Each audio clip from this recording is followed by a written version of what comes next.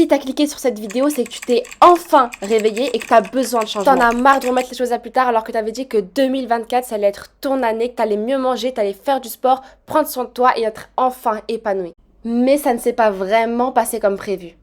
Mais avant de changer ta vie, il faut d'abord commencer par te changer toi-même. Et pour ça, premièrement, on va faire un bilan de ta situation actuelle. Pour faire un bilan de ta situation actuelle, il faut d'abord que tu analyses les différents aspects de ta vie. Donc pour rappel, on peut avoir 6 différents aspects dans la vie. On va tout d'abord avoir le plus important, selon moi, et selon vous sûrement, la santé physique.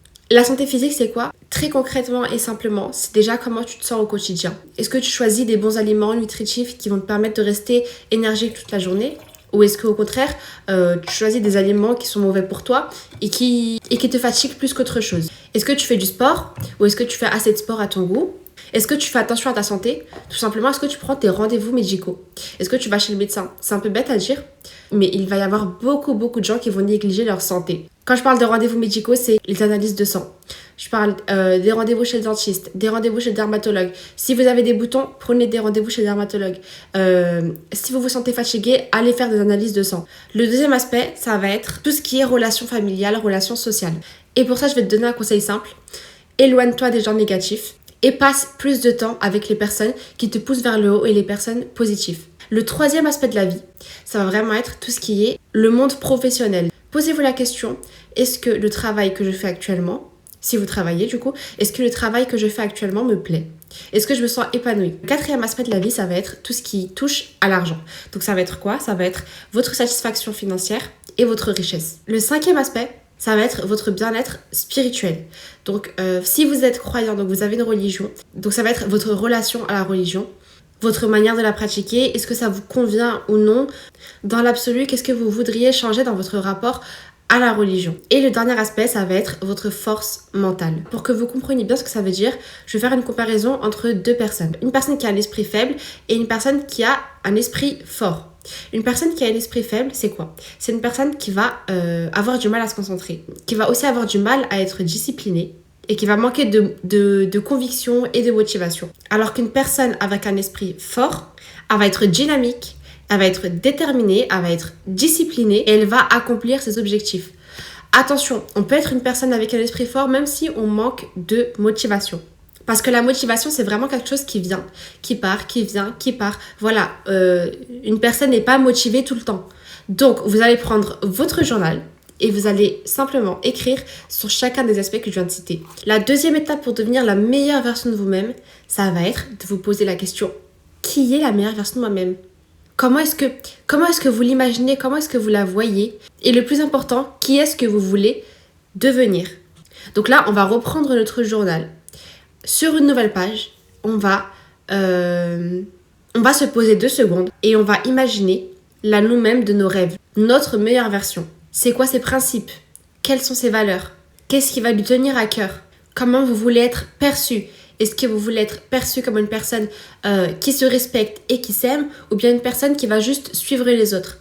Comment est-ce qu'elle s'identifie? Comment est-ce qu'elle s'habille? À quoi elle ressemble? Est-ce qu'elle a les cheveux plus longs, moins longs? Est-ce qu'elle a du poids en plus, du poids en moins? Est-ce qu'elle a des routines? Donc, est-ce qu'elle a des morning routines ou des routines du soir? Qui sont ses amis?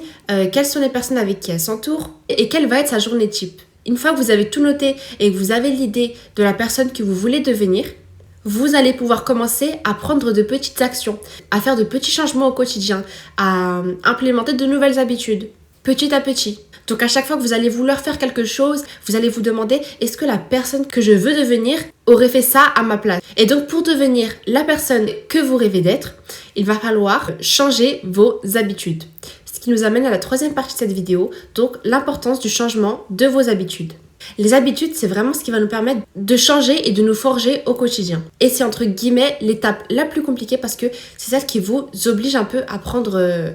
à passer à l'action. Une fois qu'on a établi le plan, on doit passer à l'action. Donc si vous ne passez pas à l'action et que vous ne changez pas vos habitudes, vous n'allez pas changer. Donc tout ce qu'on a dit avant, ça ne sert à rien du tout.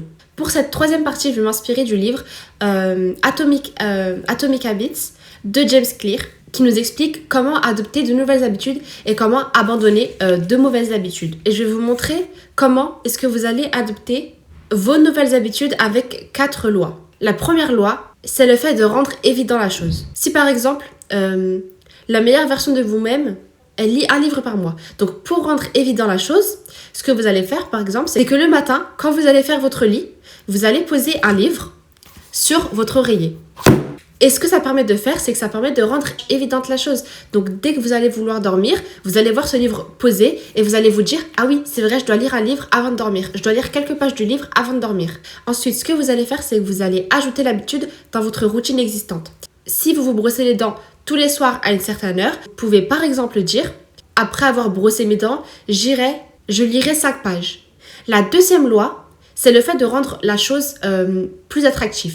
Donc vous allez associer l'activité que vous devez faire avec quelque chose que vous aimez déjà faire. Si vous aimez écouter une certaine musique ou un certain type de musique, eh bien vous allez vous dire « Je n'écouterai cette musique seulement quand je serai en train de lire ». La troisième loi, c'est que vous allez rendre la chose facile. Donc vous n'allez pas vous dire dès le départ « Ce soir, je vais lire 50 pages du livre. Ce soir, je vais lire 40 pages du livre. » Non, vous allez vous dire d'abord « Je vais commencer par lire 5 pages chaque soir. » Et la quatrième loi, ça va être la récompense. Le fait de se récompenser après avoir effectué l'action. Et de cette manière-là, vous allez pouvoir créer de nouvelles habitudes simplement et durablement. J'espère que vous avez aimé la vidéo. Si vous avez aimé la vidéo, n'hésitez pas à vous abonner, à mettre un like et on se revoit pour de nouvelles vidéos. Bisous!